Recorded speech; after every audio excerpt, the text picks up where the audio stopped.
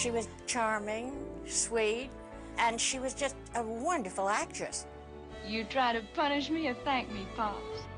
She was so graceful and such an intelligent woman and so strong. Well, I'm a person, and I was violated, and I'm not guilty. She was the daughter of a famous movie star and a woman determined to carve out her own identity. As the veteran of more than 200 roles on stage, movies, and television, Elizabeth Montgomery proved herself as more than just a pretty face. But it was as a nose-twitching witch that she would find her largest audience and her greatest acclaim. I am a witch. She was sly and clever and witty. She was just absolutely delightful.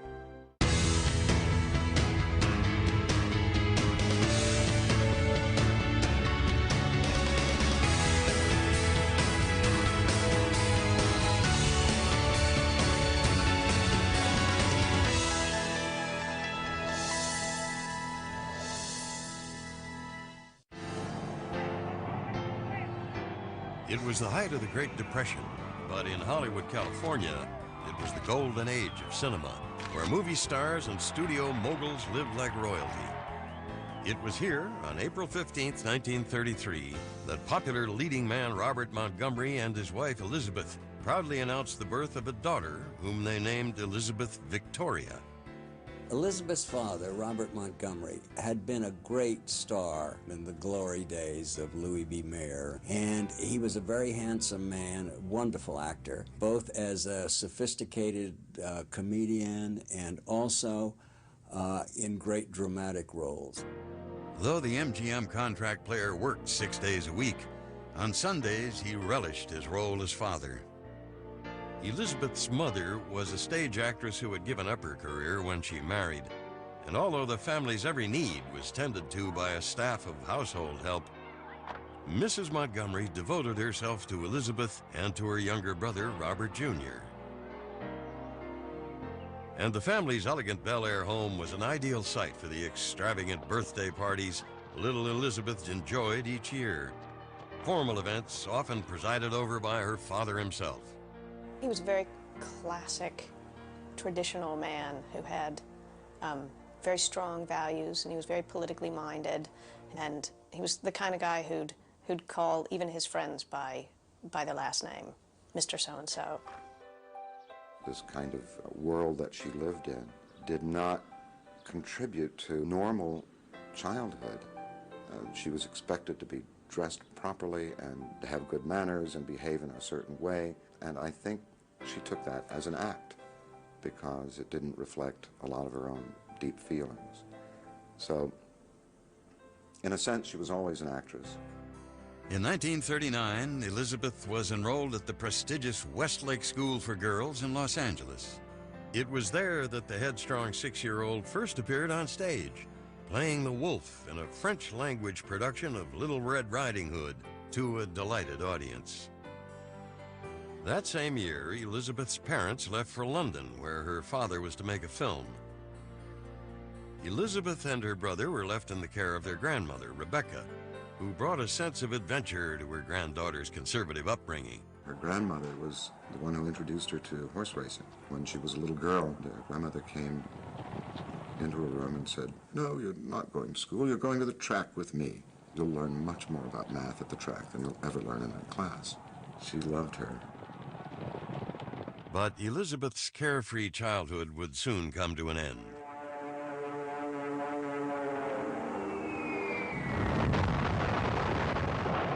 On December 7th, 1941, Japanese planes attacked Pearl Harbor, forcing the United States to declare war. Robert Montgomery immediately enlisted in the Navy, where he joined other leading men in the military like Jimmy Stewart and Clark Gable. Over the next 4 years, as Elizabeth matured into an athletic and independent adolescent, she feared constantly for her father's safety, only seeing him during infrequent leaves. In 1945, World War II ended, and Lieutenant Commander Robert Montgomery came home a hero. Elizabeth was overjoyed to have her adored father back at last. But when the 40-year-old movie star returned to work, he found that the prime roles were going to younger actors. And after 5 frustrating years, he informed his surprised family that they were leaving Hollywood for a fresh start in New York City.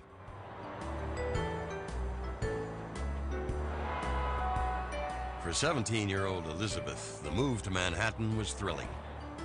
She reveled in the freedom of New York City, and with her beauty, her infectious sense of humor, and her status as the daughter of a Hollywood star, she quickly became the center of attention in a sophisticated crowd of creative young people.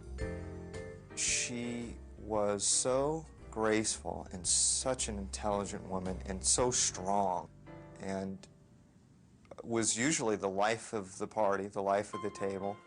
The move to New York also proved successful for her father, who focused his considerable talent and energy on the burgeoning television industry. Almost overnight, he became one of the medium's top impresarios, producing, directing, and sometimes acting in a weekly show named Robert Montgomery Presents. Thank you, Tom, and good evening, ladies and gentlemen. Welcome once again to the Johnson's Wax program.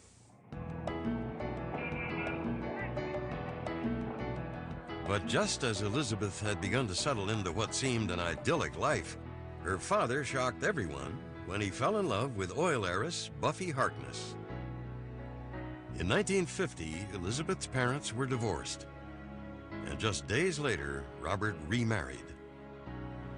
The divorce devastated her. She had worshipped her father, and as happens, I think, in many cases, she was thoroughly devastated by it, but she put on a front. She put on a face to cover her disappointment and disillusionment.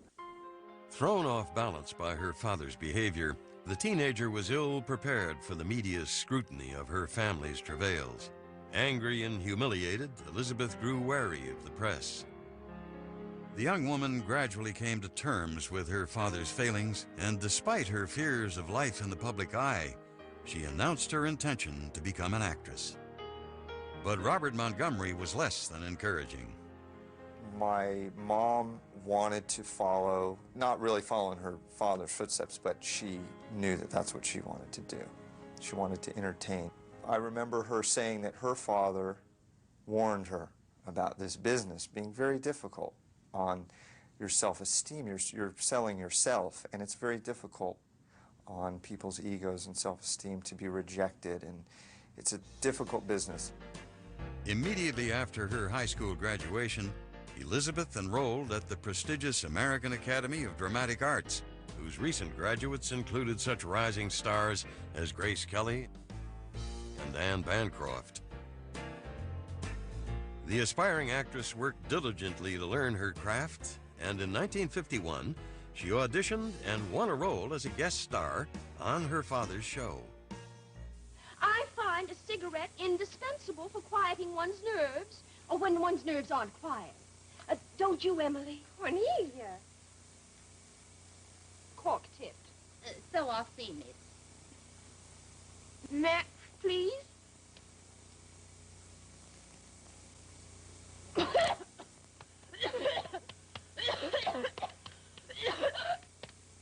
As you said, Miss, cork-tipped. You lit the wrong end. I know. I prefer it that way.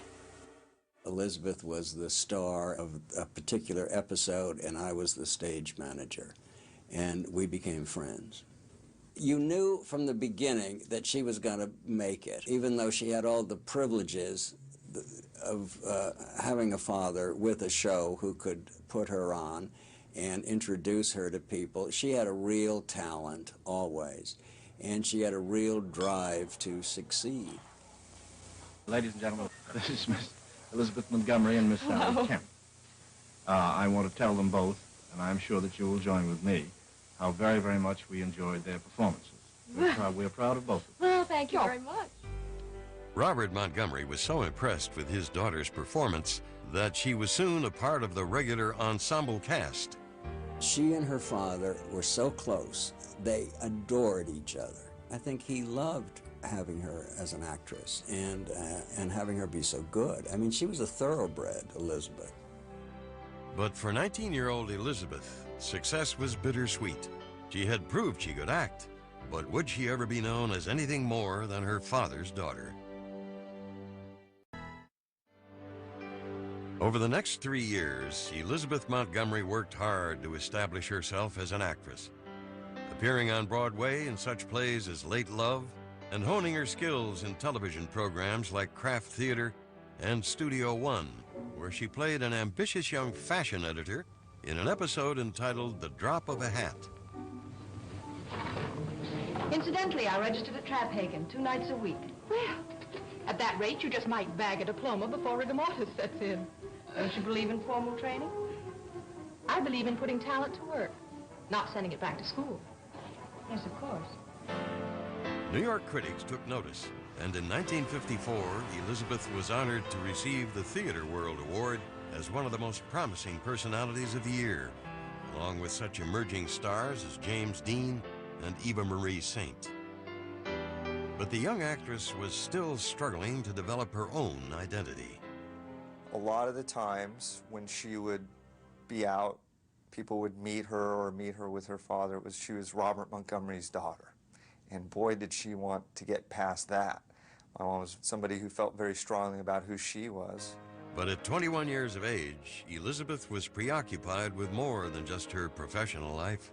The actress had fallen in love with a Harvard-educated stage manager whom she had met while guest starring on her father's show. After a brief but romantic courtship, on March 27, 1954, Elizabeth married Frederick Cammon in a grand society wedding, and the couple settled into a modest apartment on the Upper East Side. We lived in the same building. My wife and I and Elizabeth and Freddie were a floor above us. She was a darling, darling girl. I mean, she was truly funny, and she loved to have fun. I've had some of the best laughs of my life with her. But Hollywood was beckoning. Elizabeth had begun to attract the attention of movie producers who urged her to move west. When Freddie refused to follow her to Los Angeles, Elizabeth was forced to choose between her marriage and her career. After little more than a year, the two were amicably divorced. In 1955, the 22-year-old Elizabeth Montgomery made her film debut in the military drama The Court-Martial of Billy Mitchell, starring Gary Cooper and Rod Steiger. Don't blame Zach for what you did. Zach wouldn't have called his superior officers traitors. He didn't disobey orders. I can't do anything to help you, Billy. Although Elizabeth's reviews were excellent, the film made very little impression at the box office. But the young actress had made a dramatic impression on the charismatic Hollywood star Gig Young. The couple began dating, and before long, the smitten Elizabeth resolved to make him her next husband. 20 years her senior, Gig Young had made a name for himself playing debonair cads in crowd-pleasing comedies. And just as Elizabeth had predicted, on December 28, 1956, the two were married. Robert Montgomery did not attend the wedding, signaling a growing rift in the close relationship between Elizabeth and her famous father. Bob Montgomery was not pleased with that relationship. He didn't like Gig Young. In a curious way, Gig Young was a younger version of Bob Montgomery. He could play that same kind of role, sophisticated, glamorous. But she and Gig were very, very happy. Head over heels in love, Elizabeth put her own career on hold to follow her husband as he divided his time between Broadway and Hollywood. But behind Gig Young's charm and good looks lay the demons of an abusive alcoholic. Though the couple's fiery arguments frequently left Elizabeth depressed and terrified, she could not bring herself to confide in even her closest friends. She kept things to herself very much. No dwelling. She was secretive, and she didn't really like people to know if she was upset or worried or in pain or in anguish of any kind, you know. She toughed things out. Trapped in a troubled marriage, Elizabeth returned to acting. For the next 4 years, she worked constantly, guest starring on numerous hit television shows, including The Twilight Zone and The Untouchables, in which she played a Southern prostitute. Starring Robert Stack as Elliot Ness. Co-starring Elizabeth Montgomery. Tonight's episode, The Rusty Heller Story. Well, it's got no sense. Can't tell a hood from a cop. Even an untouchable ain't puncture-proof, honey. I appreciate the concern. You're just a super Boy Scout, ain't you? Do you want to die, is that it? I'm trying to understand you. Is busting into speakeasies and breaking up little old crap games really worth risking your life over? I'll bet your wife don't think so. The 27-year-old actress earned critical praise for her gutsy performance, and to her great surprise, she was nominated for an Emmy Award. After 10 years in the business, her career was soaring, and for the first time, she felt she was making her own mark in Hollywood. When she finally broke into her career, I remember her telling me she got a kick out of the time when she and her father were together, and it switched. It was like, oh, you're Elizabeth Montgomery's father. Yes, she said. But even growing success could not take away the heartbreak of Elizabeth's crumbling marriage to Gig Young. It was not a pleasant experience for her, that there was some domestic violence involved, and that she had to get out of it. And luckily, she was smart enough and strong-willed enough to do it. In the spring of 1963, Elizabeth went to Mexico to quietly end her 6-year marriage. But the 30-year-old actress would not remain single for long. She was about to meet a man who would change the course of her life and her career. I met Elizabeth when we were casting Johnny Cool, and she was one among many that we saw. And when I saw her, I was nuts about her. I thought she was great. And that was the end of the casting call. William Asher was a well-known director of feature films and such classic television fare as I Love Lucy, Our Miss Brooks, and Make Room for Daddy. When he offered Elizabeth the lead role in the action-packed gangster picture Johnny Cool, she was excited to have another chance to make her mark in movies. What do you know about Johnny Cool? Oh, I know a great deal about Johnny Cool. Maybe more than anyone. I know he's a killer. I've seen him kill. But I don't know who turned him into a murder machine and why he kills. Yet I love him. Even though I know very well that it's just as easy for him to kill me as it is to kiss me. Johnny, I need you. I need you right now.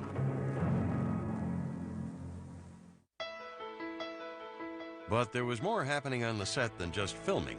Once again, Elizabeth found herself in a behind-the-scenes romance, this time with her 43-year-old director. They were great together, and they had very much in common. Both extremely intelligent people with great senses of humor. Later that same year, Elizabeth was cast in the light comedy Who's Been Sleeping in My Bed? It's Dean Martin as the celebrated TV doctor with such a bedside manner that his private pad becomes a built-in magnet for every loveless, sleepless female in the world. This one's a sculptress who turns any man into instant putty. She turned in a spirited performance as a seductive artist determined to get her reluctant fiancé to the altar. And to the altar was just where Elizabeth Montgomery was headed for the third time. We eloped.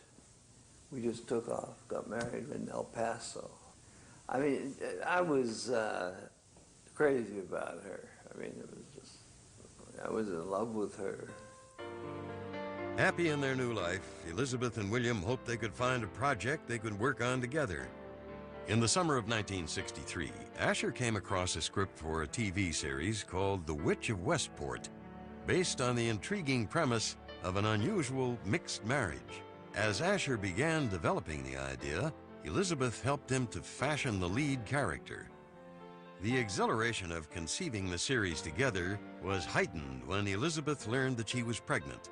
And on July 24th, 1964, the couple welcomed their first child, a son named William Allen. And just 2 months later, on September 17th, ABC broadcast the pilot episode of the Ashers' new program. The title was Bewitched. Once upon a time, there was a typical American girl who happened to bump into a typical red-blooded American boy. They had a typical wedding, went on a typical honeymoon. It so happens that this girl is a witch. The show featured Elizabeth as a suburban sorceress named Samantha. Co-starring were Agnes Moorehead as Endora, Samantha's meddling mother, and Dick York as Darren Stevens, her unsuspecting mortal husband. I wish I had a drink. An old-fashioned. And a straw?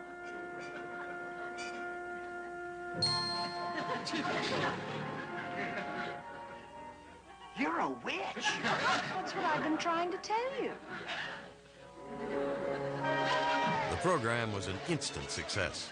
Audiences were entranced by the show's unique blend of humor and magic. But most of all, they loved Elizabeth. Darren, I suppose I shouldn't have married you, but I love you so much. I love you too, but I hadn't figured on this. I'll make you a good wife, I promise. With a hit TV series, a happy marriage, and a growing family, Elizabeth Montgomery had finally emerged from the shadow of her celebrated father, and it seemed that she was casting a spell over just about everyone. In 1964, the all-American families portrayed in such programs as Father Knows Best and Leave It to Beaver were disappearing from the television landscape. In their place, fantasy shows like The Addams Family and The Munsters offered audiences a twist on tradition. Just a minute. Bewitched brought its own spin to the typical TV household. With Samantha's brains, beauty, and supernatural power, it was clear that it was she and not her husband Darren who was in control. Bewitched became the nation's #2 show by the end of its first season, and the twitch of Samantha's nose, signifying that a spell had been cast, became her trademark. That was an accident. It was just a twitch. My mom and father were talking, and she twitched her nose. And my father said, "What was that you just did with your nose?" She said, "What are you talking about?" She had no idea she'd even done it. That was it. That's how we're going to make the magic happen. As the hit program entered its second year, Elizabeth was overjoyed to discover that she was expecting another child. But rather than hide her pregnancy from the camera, she and William Asher decided it would be fun to work it into the show. In the fall of 1965, the couple welcomed their second son, Robert. And on TV, Samantha gave birth to a daughter, Tabitha. Already known as one of television's most creative series, the third season of Bewitched brought 2 major changes. This year, Bewitching Samantha and her beguiling babe are up to hilarious new tricks. No, cut that out! Bewitched in color on ABC. The show was now filmed in color, and 2-year-old twins, Aaron and Diane Murphy, were cast to play Samantha and Darren's magical daughter.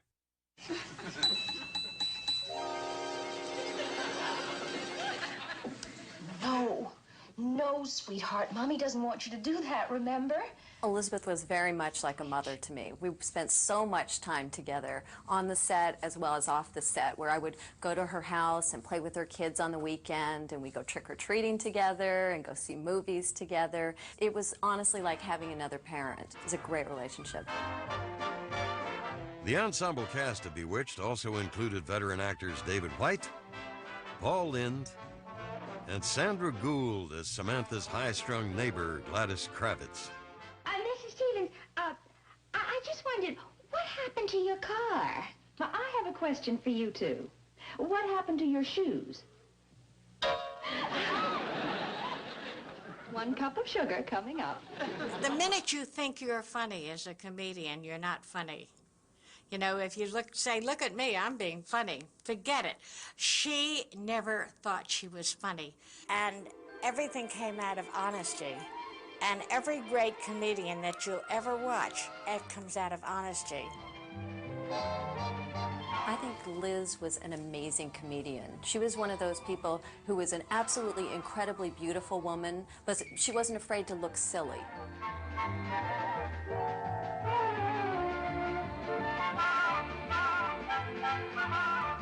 When Bewitched threatened to become formulaic, Elizabeth and William created an alter ego for Samantha, a mischievous and seductive cousin named Serena. The new role gave Elizabeth an opportunity to stretch her skills as a comedic actress. Serena! Has dear cousin Samantha gone? She's just left. Now it's time to get to work. I'll bet it'll be more fun than the time I joined the Navy. Just a few small details. She needed that character to change her mood a little bit and give her a little breathing room. And I remember her telling me she liked that role, that character she liked a lot. That was a lot of fun for her. What are you doing in that outfit? I'm going out to do some shopping. You are not. Why not? People will stare. You'll attract attention. So what? Other men don't think I'm so bad to look at.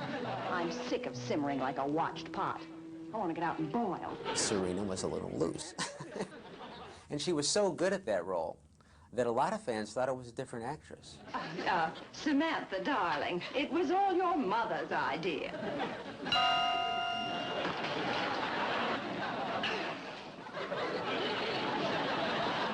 You like that, Serena? Not bad. Although she quickly perfected her portrayal of the two divergent characters, off-screen, Elizabeth struggled to balance her dual roles as actress and mother. And she often found it difficult to spend as much time as she'd like with her children, William, Robert, and her daughter, Rebecca, who was born in 1969. For us, it was just hard not having her around so much, working so much. But the time that she did make for us was such quality time. I mean, she would always come in and kiss us goodnight and tuck us in no matter how late it was. And on the weekends and time that she would be at home, was really nice time together. She just had this kind of magical persona, and it was almost childlike. And she loved surprises, and she loved art, and she loved being creative at Christmas, and she loved all that. She loved to really come up with new things. Elizabeth also expressed her creativity on the set. Between takes, she could be found drawing in one of her many sketchbooks or perusing the racing form. After 5 seasons, Bewitched was still riding high in the ratings as one of television's best-loved comedies. Action. Camera. Lights. Extras. Elizabeth Montgomery had gone from hard-working TV actress to one of television's most recognizable stars. But when lead actor Dick York began complaining of severe back pain, his co-workers became alarmed. His suffering became so intense that one day he had to be rushed off the set on a stretcher. It was clear that he could no longer continue working, and with York's departure, the fate of the series was uncertain. But a major cast change would not be the only upheaval in Elizabeth's life. Darren Stevens. He's got the spirit. She's the spirit. Mother? Bewitched began its 6th season with a new Darren to play opposite Samantha. Producers cast Dick Sargent in the role, and he and Elizabeth quickly became close friends. With Elizabeth Montgomery. Every week on ABC. But by the early 1970s, audiences were beginning to crave more cutting-edge fare. And when ABC ran the show against the groundbreaking sitcom All in the Family, Bewitched took a dive in the ratings. And after 8 years, 254 episodes and 5 Emmy nominations for Best Actress, Elizabeth Montgomery announced that she was ready for a change. The show itself was not as strong as it had been, and that bothered her. And she just said, I don't want to do it anymore. We were very sad, you know, because we had become a family, and we all truly liked each other, and we had fun together, and she was the reason for it. In 1972, 39-year-old Elizabeth Montgomery pondered her next career move, while William Asher went on to direct more film and television. But after 8 years of working side by side on Bewitched, the new dynamics strained their relationship, and Elizabeth went to Europe for a much-needed respite. The whole thing was my fault. I was going to work every morning, and she was doing nothing. And it got to her, and she finally just took off. I was angry that she had left, so I left. In 1974, Elizabeth and William Asher decided to end their 11-year marriage. Because her parents' breakup had been so personally wrenching, Elizabeth tried to make her own divorce as painless and private as possible for her family. She would never let people intrude, press, photographers.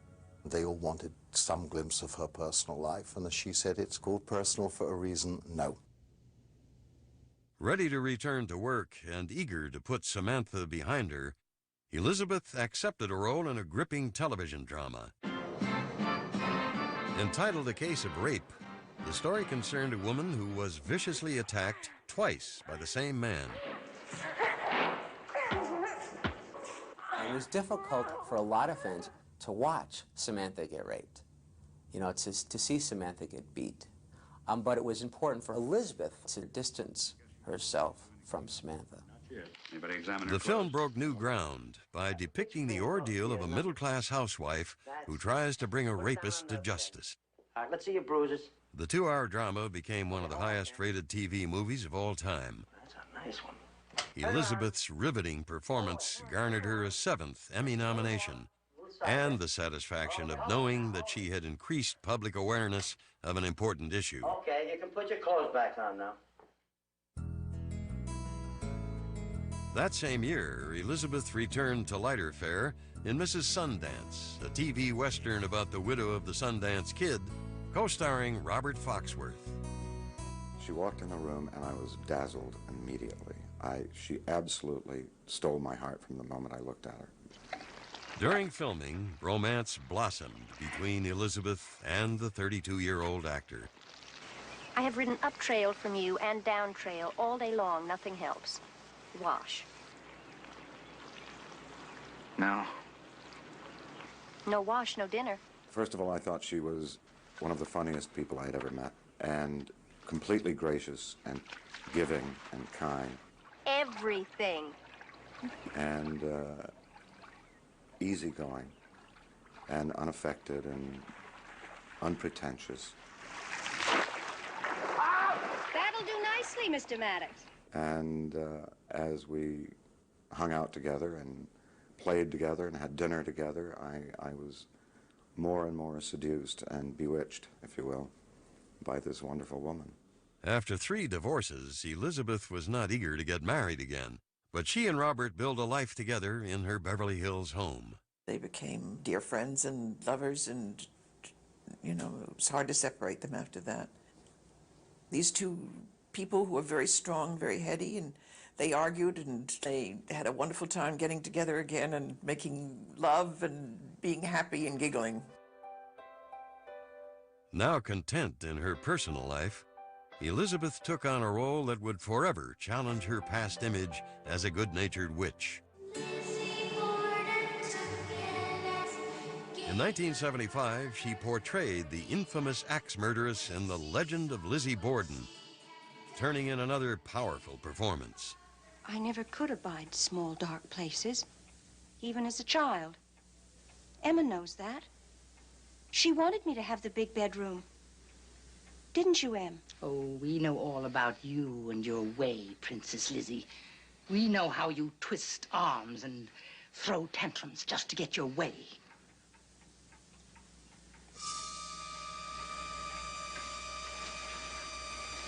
If I were not a lady, I should twist your arm, Mrs. Borden, right out of its socket. I will have no more of this. I don't think anything thrilled her more than the idea that she had pulled off what no one thought she could do. And then to have people begin to really respond to her and respect her as an accomplished actress was probably one of her great victories in life. With a growing reputation as a dramatic actress, 42-year-old Elizabeth had truly come into her own. But unfortunately, the man who had launched her career more than 2 decades earlier was not there to share his daughter's triumph. Over the years, Elizabeth's relationship with her father had become increasingly strained. They did not get along very well at all. I never understood it. I think to some extent he was jealous of her. They had a lot of different views politically. My grandfather was right-wing Republican. My mom was a little more liberal, and they just didn't see eye to eye. Though Elizabeth and her father rarely spoke to each other, she was deeply saddened when, in 1981, Robert Montgomery passed away at the age of 77. As America entered the conservative Reagan era, Elizabeth felt compelled to act on her own political and social conscience. She did a surprising amount of work for different causes, mostly fairly anonymously. She didn't like going where all the cameras were, and it was the glitzy occasions. In 1991, Elizabeth's bewitched co-star Dick Sargent publicly acknowledged his homosexuality, and he asked her to join him as Grand Marshal of the Los Angeles Gay Pride Parade. Elizabeth gladly accepted. Elizabeth, what are you here today for? Hi, buddy. Your buddy. Yeah. And now, our Grand Marshals. This year, they are Elizabeth Montgomery and her very close friend and co-worker, Dick Sargent. Since the success of Lizzie Borden, Elizabeth Montgomery had appeared in more than a dozen television movies. Still beautiful and full of vitality at 59, she continued to be a sought-after leading lady. But Elizabeth Montgomery's life was about to take yet another surprising turn.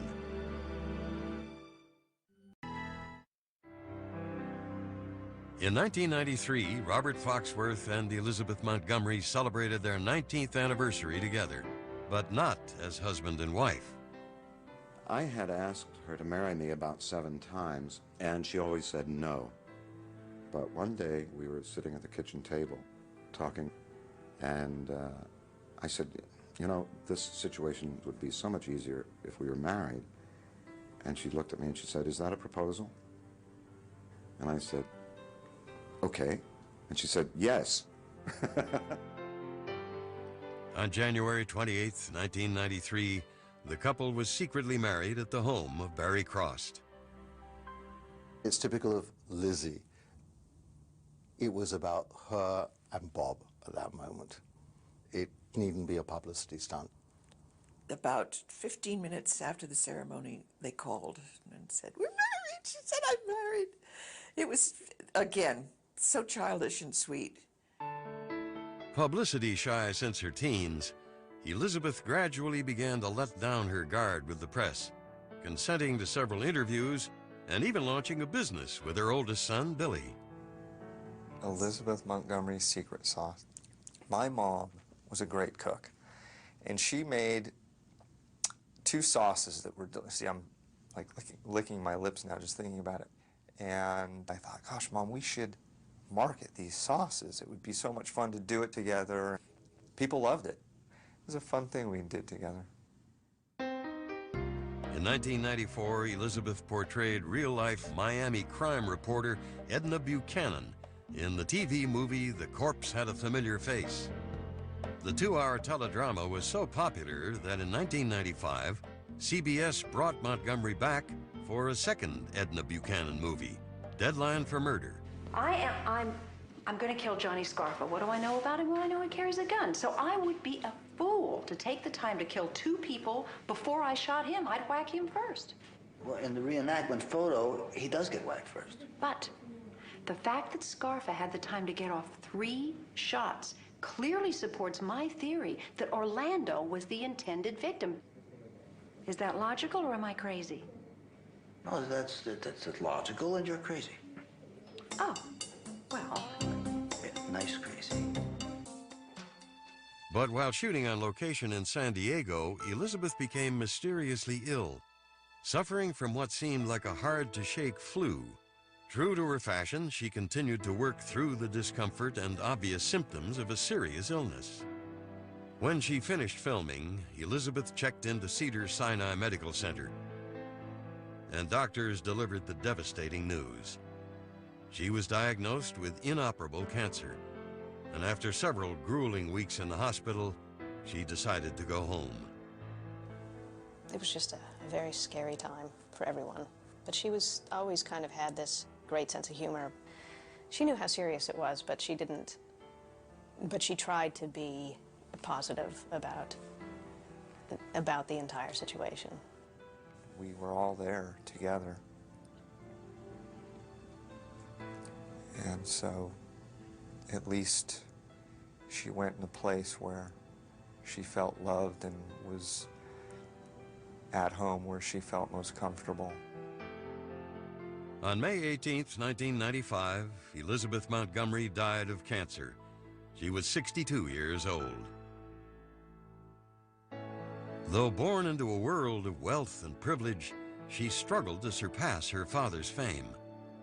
In the process, Elizabeth Montgomery fulfilled her own ambitions and went beyond her dreams to become an icon of American pop culture. You know, the thing that I remember with the most affection about her is her wit. That's how I'm always going to think of her. She was my best friend, and she was the most generous person I ever knew. I miss her voice, really. She had a beautiful voice. Oh, I'll try. I promise I'll try. Her greatest legacy is her ability to give young girls growing up an idea of how strong a woman can be. She was so natural and unaffected and unpretentious. She lived in a lot of people's homes and in their hearts.